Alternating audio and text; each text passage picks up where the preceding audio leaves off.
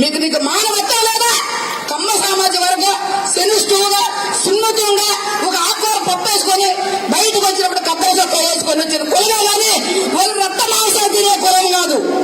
చిన్నప్పటి నుంచి నా కులంలో పెరిగిన నాకు తెలుసు. నేను 15 సంవత్సరాల తల్లిదండ్రుల దగ్గర పెరిగా. గత 37 ఏళ్ళలో వీళ్ళు చెట్టు కింద వీళ్ళు నీడ కింద పెరిగా.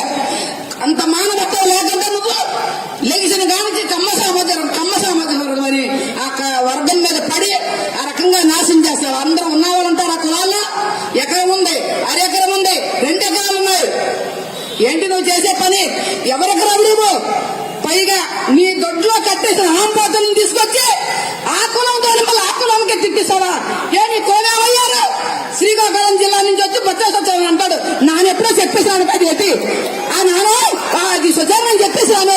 అయ్యా బాబు మామ బొత్స మామ, నీకు మీ స్పీకర్ సుచారణ బిల్డింగ్ కాంప్లెక్స్ కట్టించి కాలేజీలకు ఇచ్చాడు. మీ చరిత్ర తీయమంటావా? మీ జిల్లా ఆడపడుచు గారు అడుగుతున్నాడు. నాకు ఎదురుకోండి, మీరు దమ్మంటే ఎదురుకోండి. తప్పది. నేను ఒకరోజు జీవనమ్మ గారు మంత్రిగా ఉన్నప్పుడు నా కూతురుకు ఉద్యోగం అడిగాను. ఎక్కడ అడిగాను వారికి చెప్తా. అమ్మవారి గుళ్ళో నా కూతురుకు ఉద్యోగం అయ్యింది అన్న. నారాయణమ్మ మనం అలరవుతాం, మన గొద్దు గుడిసోలు వెళ్ళొద్దాం. ఫస్ట్ నేను బాధపడ్డా. తర్వాత అర్థమైంది నేను అందులో ఏళ్ళు పెట్టకపోవడం మంచిది అని.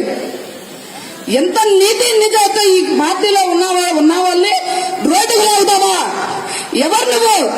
ప్రజలకి, మహిళలకి, అన్నలకి, తమ్ముళ్ళకి ఒకటే చెబుతున్నా.